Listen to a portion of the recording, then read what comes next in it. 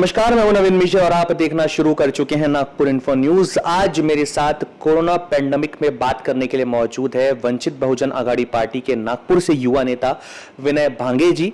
हम उनसे जानेंगे कि उनका क्या कहना है कोरोना पेंडेमिक के ऊपर और वो क्या राय रखते हैं इन सारी चीजों के ऊपर। आपका बहुत बहुत स्वागत है। नमस्ते विनय जी, आप क्या कहना चाहेंगे? जो कोरोना काल शुरू है अभी पूरे देश में, पूरे राज्य में, शहर में, किस तरह की व्यवस्था की जा रही है? क्या व्यवस्था वो सही है? कैसे आप देख सकते हैं कोरोना वायरस के चलते आज ये बहुत बड़ा संकट का समय है। इस संकट के समय आज देशवासियों को धोखा दिया जा रहा है। आज आप देख रहे हो फार्मर्स बिल, या फिर आप देखेंगे कि ये जो भी सरकार के निर्णय हैं, ये ऐसा बोल सकते हैं हम कि आने वाले समय में मुकेश अंबानी आने वाले समय में प्रधानमंत्री रहेंगे, ये दिखाई पड़ रहा है। जैसे कि आपने कहा कि मुकेश अंबानी ही आने वाले समय में प्रधानमंत्री दिखाई दे रहे हैं। अभी हाल ही में एक फार्मर बिल पास हुआ है, उस बिल के बारे में आपकी क्या राय, आप क्या कहना चाहेंगे? देखिए, फार्मर बिल एक बहुत बड़ा अत्याचार है। इफ़ यू लुक बैक, आप जैसे आज देश में जो राजकीय जितने भी पक्ष है, इनका बोलना like everybody, more than a dozen of opposition parties have requested and had urge the prime minister of India कि आप इस पे साइन मत कीजिए, ये मत पास होने दीजिए, इट्स अनकॉन्स्टिट्यूशनल। लेकिन आज जिस तरीके से आप देख रहे, मोनोपोली जो है, आज मुकेश अंबानी जी के ये फेवर में ये जा रहा है जो बिल है, और इस बिल की वजह से मुकेश अंबानी या फिर जो भी खरीदार होते हैं, इफ़ आई एक्सप्लेन यू, दो तरीके के, मतलब इसमें कैसा है, संगठित और असंगठित एक अर्थव्यवस्था जिस पे चलती, जीडीपी जिसे हम कहते हैं, ठीक है, दो तरीके की होती है। एक अर्थव्यवस्था होती है जो संगठित है, एक असंगठित होती है। अब ये कैसे किसी को फेवर करा या मोनोपोली बनाई जा रही है? आप देखिए 10 साल पहले कितने कॉम्पिटिटर्स थे मार्केट में। Let's take for example Idea, Airtel, ये जो जितनी कंपनीज है आज कितनी रह गई 10 साल बाद? आप समझ पा रहे हैं? उसमें आज आप देखेंगे कि फार्मर्स बिल जो प्रपोज किया हुआ है, इसमें आप मंडी हटाई जा रही है। जो नियम और बंधन लाए जा रहे हैं, मंडी हटाने के बाद में दिखाई पड़ता है कि वो फेवर में है, लेकिन जैसे हरियाणा और पंजाब के लोगों को समझ में आया कि नज़दीक का भले ही फ़ायदा समझ में आ, लेकिन दूर का बहुत बड़ा नुकसान है। ये 100% आने वाले समय में किसानों पर अत्याचार होगा। विनय जी, ये तो बात हुई हमारी देश के ऊपर, और अब हम मेरा मतलब सवाल रहेगा आपसे, जो राज्य में और शहर में कोरोना के लिए प्रशासन जो कदम उठा रहा है, क्या वो कदम सही है? क्या इस कदम के साथ प्रशासन और राज्य इस कोरोना पेंडेमिक पे नियंत्रण पा सकता है?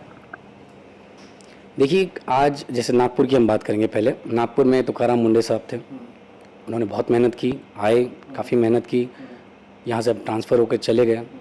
आज उनके हिसाब से जो भी उन्होंने बदलाव लाए, उतनी मेहनत करने के बाद आप देखेंगे आज हर जगह, सड़कों पर, स्क्वायर सिग्नल्स पर जो मास्क नहीं पहन रहे उन्हें प्रशासन फाइन कर रही है। क्या ये सही है? संकट के समय आप सोचिए, मेरा देशवासियों से मेरा वो सवाल है, अगर आपकी आर्थिक परिस्थिति आज 5 महीना, 8 महीना, 9 महीना, पता नहीं, और शायद 2 साल चल जाए, लेकिन ये संकट की घड़ी में आप देशवासियों को फाइन कैसे बोल सकते हो कि फाइन दीजिए? क्या पता उस इंसान को मास्क खरीदने के पैसे ना हो। तो सरकार ने इस पर सोचना चाहिए। आप उनको फाइन न करते हुए आप उनको मास्क पहुंचाइए उन तक के। आज कितनी सारी बेरोजगार है जो आज लाचार वर्ग और लाचार होते जा रहे हैं, इतना मैं कह पाऊंगा।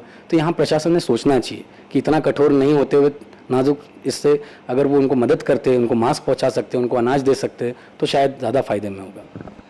अगर आपके हाथ में कुछ चीज़ें होती तो आप किस प्रकार से लोगों की मदद करते और किस प्रकार से इस कोरोना को नियंत्रण में लाने की कोशिश करते हैं?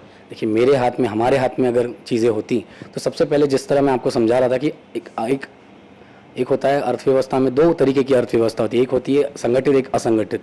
देखिए, आप समझने की कोशिश कीजिए, सरकार के लिए गए सारे कदम आज असंगठित और संगठित में, संगठित जो है बड़ी कंपनीज होती है, असंगठित जो है ये किसान हो गए, छोटी दुकानदार हो गए, मजदूर हो गए, इनके ऊपर आक्रमण है।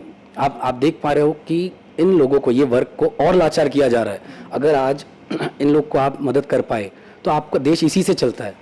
तो सबसे पहले अगर हमारे हाथ में चीज़ें होती तो मैं जीडीपी पे सोचता। आज GDP is going down, tomorrow it is projected कि वो माइनस चली जाएगी। तो आप सोचिए, अगर हमारे हाथ में चीज़ें हैं तो हमने उसमें संकट के समय में देशवासियों को संभालना चाहिए, ना कि उनके खिलाफ जाना चाहिए। तो ये मैं इतना ही कहना चाहूँगा। आज आपने ऐसे मुद्दे उठा करके सामने लेकर के आए हैं जो शायद आज की जो मीडिया है वो सामने नहीं ला पा रही है। जो मीडिया है हमारी वो सुशांत पे बैठी हुई है, बाकी बॉलीवुड पे बैठी हुई है, ड्रग्स पे बैठी हुई है, कंगना पे बैठी हुई है और अलग अलग जो थोड़ी बहुत राजनीति होती है उस पर बैठी हुई है। तो इस बारे में आप क्या कहना चाहेंगे, जो इतने मुद्दे गड़े हुए हैं जिसमें आम जनता परेशान हो रही है, क्या जरूरत नहीं है उन सारी चीजों को ला करके ऊपर रखने की ताकि वो चीजें लोगों के सामने आए और उस पे राज्य सरकार, केंद्र सरकार और स्थानीय सरकार काम करे? देखिए, आप सोशल मीडिया की, जैसे आप सबसे पहले सोशल मीडिया बोलेंगे, सोशल मीडिया में आज youth is playing a very big role.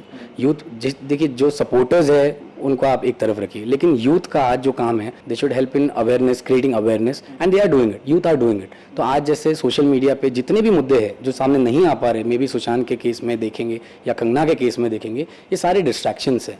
आज सरकार में ऊपर राजकीय जो पक्ष है, बड़े पक्ष जो है, इन्होंने इतना पॉलिटिकल इशू बनाया हुआ है चीज़ों का, तो this is wrong, this is going wrong against. ये थे विनय भांगे जी, जिन्होंने हमें काफ़ी सारी जानकारियाँ दी और कोरोना पर अपनी राय रखी। इसके साथ ही उन्होंने जीडीपी पे हमसे बात की, उन्होंने जो फार्मर बिल हाल ही में अभी पास हुआ है उस पर बात की और अपनी राय आप सबके सामने रखी नागपुर इन्फो के माध्यम से। कैमरामैन सर्वेश दुबे के साथ Naveen Mishra, Nagpur info news, Nagpur. For more updates, subscribe to our channel Nagpur Info and website www.nagpurinfo.in.